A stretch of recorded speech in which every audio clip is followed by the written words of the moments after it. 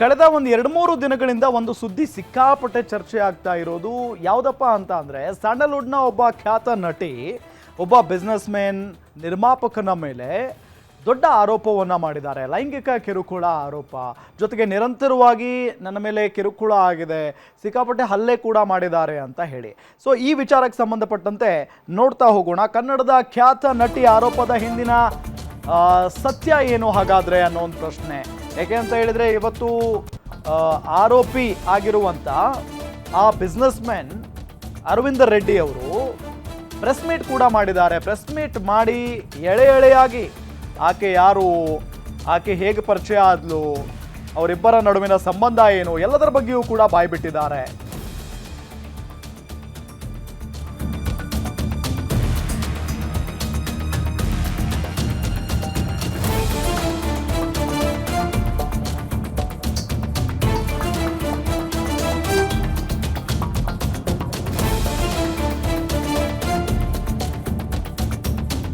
ನಮ್ಮ ಮೇಲಿರುವ ಆರೋಪಗಳಿಗೆ ಅರವಿಂದ ರೆಡ್ಡಿ ಸ್ಪಷ್ಟನೆಯನ್ನ ಕೊಟ್ಟಿದ್ದಾರೆ. ಬೇಲ್ ಪಡೆದು ಹೊರ ಬಂದಿದ್ದಾರೆ. ಅರವಿಂದ್ ವೆಂಕಟೇಶ್ ರೆಡ್ಡಿ ಅವರು ಮೊನ್ನೆ ಅರೆಸ್ಟ್ ಮಾಡಲಾಗಿತ್ತು ಅವರನ್ನ. ನಟಿಯ ಒಂದೊಂದೇ ಸೀಕ್ರೆಟ್ ಬಿಚ್ಚಿಟ್ಟಿದ್ದಾರೆ ಅರವಿಂದ ರೆಡ್ಡಿ. ಕನ್ನಡದ ಖ್ಯಾತ ನಟಿ ಆರೋಪದ ಹಿಂದಿನ ಸತ್ಯ ಏನು, ಅರವಿಂದ ರೆಡ್ಡಿ ಅವರು ಹೇಳಿದ್ದೇನು, ಶ್ರೀಲಂಕಾ ಕ್ರಿಕೆಟ್ ಟೂರ್ನಿಯ ಕಥೆಯನ್ನ ಬಿಚ್ಚಿಟ್ಟಿದ್ದಾರೆ ಉದ್ಯಮಿ. ಬೆಂಗಳೂರಿನ ಮಲ್ಲೇಶ್ವರಂನಲ್ಲಿ ಉದ್ಯಮಿ ಸ್ಫೋಟಕ ಹೇಳಿಕೆಯನ್ನ ಕೊಟ್ಟಿದ್ದಾರೆ. ತಮ್ಮ ಮೇಲಿರುವ ಆರೋಪಗಳಿಗೆ ಅರವಿಂದ ರೆಡ್ಡಿ ಅವರು ಸ್ಪಷ್ಟನೆಯನ್ನ ಕೊಟ್ಟಿದ್ದಾರೆ. ಬೇಲ್ ಪಡೆದು ಹೊರ ಬಂದಿದ್ದಾರೆ ಅರವಿಂದ ವೆಂಕಟೇಶ್ ರೆಡ್ಡಿ ಅವರು. ಮೊನ್ನೆ ಅವರು ವಿದೇಶದಿಂದ ಬರ್ತಾ ಇದ್ದಂತೆಯೇ ಅವರನ್ನ ಏರ್ಪೋರ್ಟ್ನಲ್ಲೇ ಅರೆಸ್ಟ್ ಮಾಡಲಾಗಿತ್ತು.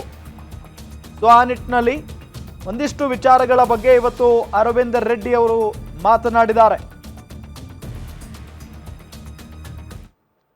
ನನ್ನ ಮೇಲೆ ಒಂದು ಅಲಿಗೇಷನ್ ಆಗಿದೆ, ನಾನು ಯಾರೋ ಒಬ್ಬರಿಗೆ ಲೈಂಗಿಕ ಕಿರುಕುಳ ಕೊಡ್ತಾ ಇದ್ದೀನಿ ಅಂತ. ಸೊ ಆ ಉದ್ದೇಶದಲ್ಲಿ ಅದ್ರ ವಿಚಾರದಲ್ಲಿ ಕ್ಲಾರಿಫಿಕೇಶನ್ ಕೊಡಕ್ಕೆ ಅಂತ ಇವತ್ತು ಪ್ರೆಸ್ ಮೀಟ್ ಕರೆದಿದ್ದೀನಿ.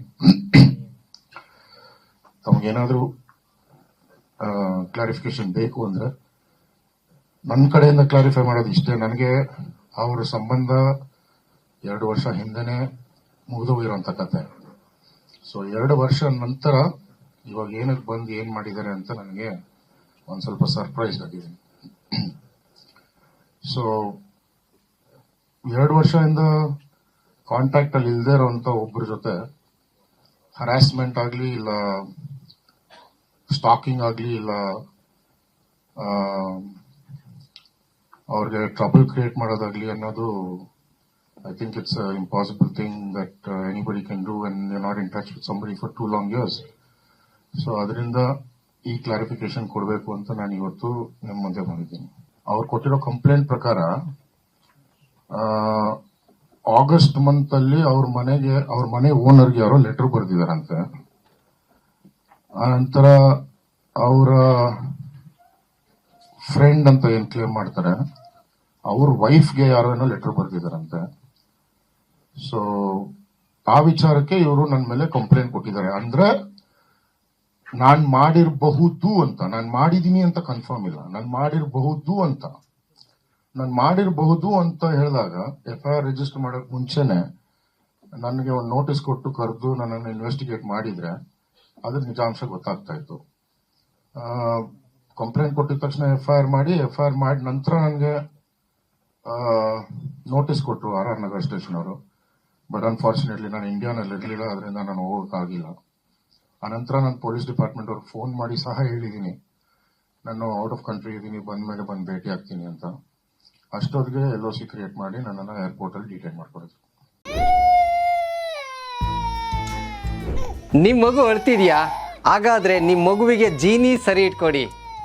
ಯಾಕಂದ್ರೆ ಜೀನಿ ಸರಿ ಇಟ್ಟು ನಿಮ್ಮ ಮಗುವಿಗೆ 100% ಸರಿಯಾದ ಆಹಾರ. ನಿಮ್ಮ ಮಗು ನೆಮ್ಮದಿಯಾಗಿ ನಿದ್ದೆ ಮಾಡಬೇಕಾ, ದಷ್ಟಪುಷ್ಟವಾಗಿ ಬೆಳಿಬೇಕಾ? ಹಾಗಾದ್ರೆ ಜೀನಿ ಸರಿ ಇಟ್ಟು ಕೊಡಿ. ಎಲ್ಲಾ ಮೆಡಿಕಲ್ ಶಾಪ್ಗಳು, ದಿನಸಿ ಅಂಗಡಿಗಳು, ಸೂಪರ್ ಮಾರ್ಕೆಟ್ಗಳಲ್ಲಿ ಲಭ್ಯ.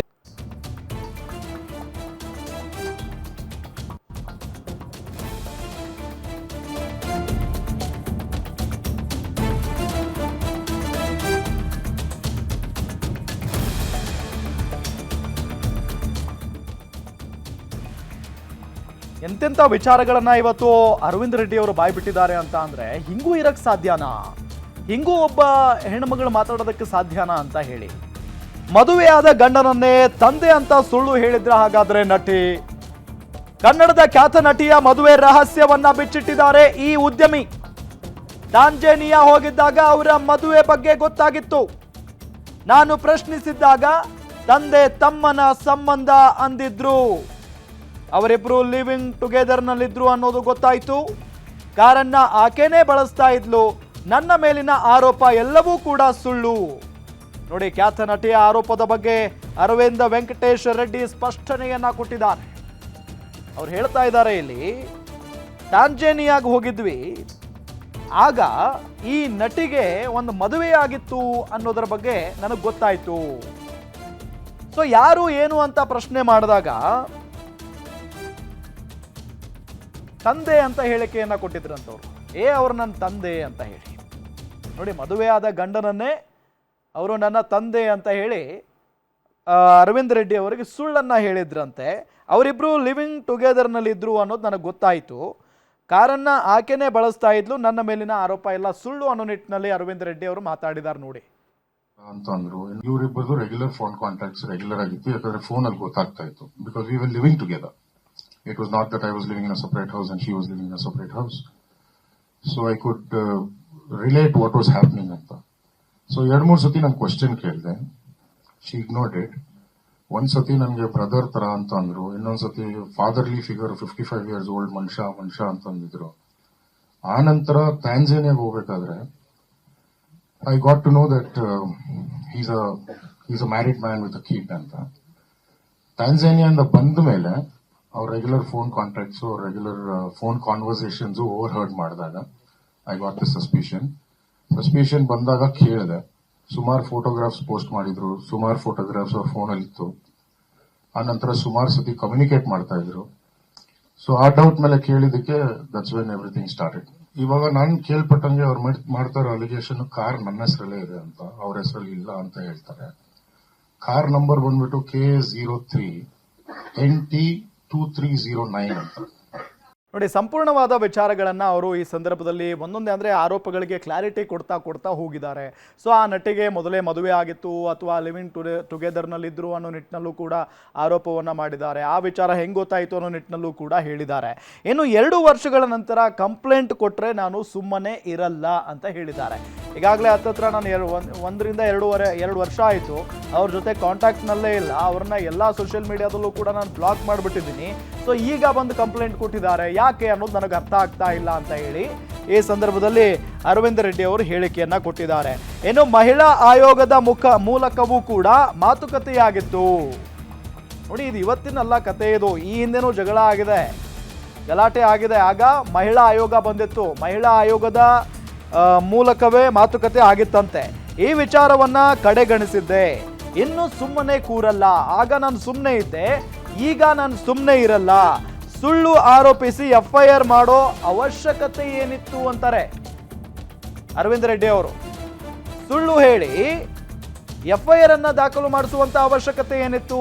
ನಾನು 2 ವರ್ಷಗಳಾಯ್ತು ಆಕೆ ಜೊತೆಗೆ ಇಲ್ಲ, ಆಕೆಗೂ ನನಗೂ ಏನೂ ಸಂಬಂಧನೇ ಇರಲಿಲ್ಲ. ಎಲ್ಲದರಲ್ಲೂ ಕೂಡ ನಾನು ಬ್ಲಾಕ್ ಮಾಡಿಬಿಟ್ಟಿದ್ದೆ, ಆಕೆಯನ್ನ ಕಾಂಟ್ಯಾಕ್ಟೇ ಇರಲಿಲ್ಲ. ಆದರೆ ಈಗ ಸಡನ್ ಆಗಿ ಯಾಕೆ ನನ್ನ ವಿರುದ್ಧ ಆಕೆ ಕಂಪ್ಲೇಂಟ್ ಕೊಟ್ಟಿದ್ದಾಳೆ ಅನ್ನೋದು ಗೊತ್ತಾಗ್ತಾ ಇಲ್ಲ. ಸೊ ಈ ಹಿಂದೆನೂ ಕೂಡ ಇದೇ ರೀತಿಯಾಗಿ ಸ್ವಲ್ಪ ಗಲಾಟೆ ಆದಾಗ ಮಹಿಳಾ ಆಯೋಗದ ಮೂಲಕ ಮಾತುಕತೆ ಕೂಡ ಆಗಿತ್ತು, ಸಂಧಾನ ಆಗಿತ್ತು. ಸೊ ನಾನು ಅಲ್ಲಿಂದ ಸೈಲೆಂಟ್ ಆಗಿದ್ದೆ, ಆಗ ಸುಮ್ಮನಿದ್ದೆ, ಈಗ ಸುಮ್ಮನಿರಲ್ಲ ಅನ್ನೋ ನಿಟ್ಟಿನಲ್ಲಿ ಆ ಖ್ಯಾತ ನಟಿಯ ವಿರುದ್ಧ ಆಕ್ರೋಶವನ್ನ ವ್ಯಕ್ತಪಡಿಸಿದ್ದಾರೆ. ನಾನು ಇವತ್ತವರೆಗೂ ಯಾರಿಗೂ ಹೇಳ್ಕೊಂಡಿಲ್ಲ, ನಾನು ಯಾರ ಹತ್ರ ಮುಂದೆ ಬಂದೂ ಇಲ್ಲ. ಅವ್ರಾಗ ಅವ್ರು 2 ವರ್ಷ ಆದ್ಮೇಲೆ ನನ್ನ ಮೇಲೆ ಕಂಪ್ಲೇಂಟ್ ಕೊಟ್ರೆ, ನನ್ನ ಮೇಲೆ ಒಂದು ಫಾಲ್ಸ್ ಅಲಿಗೇಷನ್ ಮಾಡಿದ್ರೆ ನಾನು ಸುಮ್ಮನೆ ಅಂತೂ ಕೂರೋಕ್ಕಾಗಲ್ವಲ್ಲ. ನನ್ನ ಸೈಡ್ ಆಫ್ ದ ಸ್ಟೋರಿ ನಾನು ಹೇಳ್ಕೊಳ್ಳೇಬೇಕಲ್ವಾ. ಸುಮ್ಮನೆ ನಾನು ಕೂತಿದ್ರೆ ನಾಳೆ ದಿನ ನಾನು ತಪ್ಪು ಅಂತಾರೆ. ಇದಕ್ಕಿಂತ ಮುಂಚೆ 2-3 ಸತಿ ಇದನ್ನ ಇಗ್ನೋರ್ ಮಾಡಿದ್ದೀನಿ. ಮಹಿಳಾ ಪರಿಹಾರ ಆಫೀಸ್ಗೆ ಹೋಗಿ ಮಹಿಳಾ ಪರಿಹಾರ ಆಫೀಸಲ್ಲೂ ಸಹ ಕೂತು ಮಾತಾಡಿ ಬರ್ಕೊಟ್ಟು ನಿಮ್ ದಾರಿ ನಿಮ್ದು, ನಮ್ ದಾರಿ ನಮ್ದು ಅಂದ್ಮೇಲೆ 2 ವರ್ಷ ಆದ್ಮೇಲೆ ಯಾರೋ ಮನೆಗೆ ಯಾರೋ ಲೆಟರ್ ಬರೆದ್ರೆ ನಾನಾಗಿರ್ಬೋದು ಅಂತ ನೀವು ನನ್ನನ್ನು ಹೇಳಿದ್ರ, ಇಲ್ಲ ನಾನಾಗಿ ನಿಮ್ ಲೈಫಿಗೆ ಬಂದ ವಾಪಸ್ಸು? ನೀವು ನನ್ನನ್ನು ಹೇಳ್ದಿರೋದು. ನಾನೆಲ್ಲೋ ನನ್ನ ಕೆಲಸ ಕಾರ್ಯ ನೋಡ್ಕೊಂಡು ಆರಾಮಾಗಿದ್ದೆ. ನನ್ ಇನ್ನೊಂದು ಸತಿ ಹೇಳ್ತಾ ಇದೀನಿ, ನಾನು ಮರ್ತೋಗಿರೋ ಕತೆ, ಆ ಮರ್ತೋಗಿರೋ ಕತೆನ ತಿರ್ಗಾ ಯಾಕೆ ಜ್ಞಾಪಿಸ್ತಾ ಇದಾರೆ? ಆಯ್ತು, ನಿಮ್ಗೆ ಏನಾದ್ರು ಡೌಟ್ ಇದ್ದಿದ್ರೆ ನಾನು ಮಾಡ್ತಾ ಇದ್ದೀನಿ ಅಂತ, ನನ್ನ ವೆಲ್ ವಿಶರ್ಸ್, ನನ್ನ ಫ್ಯಾಮಿಲಿ ಮೆಂಬರ್ಸ್ ಎಲ್ಲರೂ ನಿಮ್ಗೆ ಪರಿಚಯ ಇರ್ತಾನೆ. ನನ್ನ ಹತ್ರ ಮಾತಾಡೋದು ಬೇಡ, ಯಾರಾದ್ರೂ ಒಬ್ಬರನ್ನ ಕೇಳ್ಬೋದಾಯ್ತಲ್ಲ. ಡೈರೆಕ್ಟ್ ಆಗಿ ಹೋಗಿ FIR ಮಾಡೋಂತ ನೆಸೆಸಿಟಿ ಏನಿತ್ತು?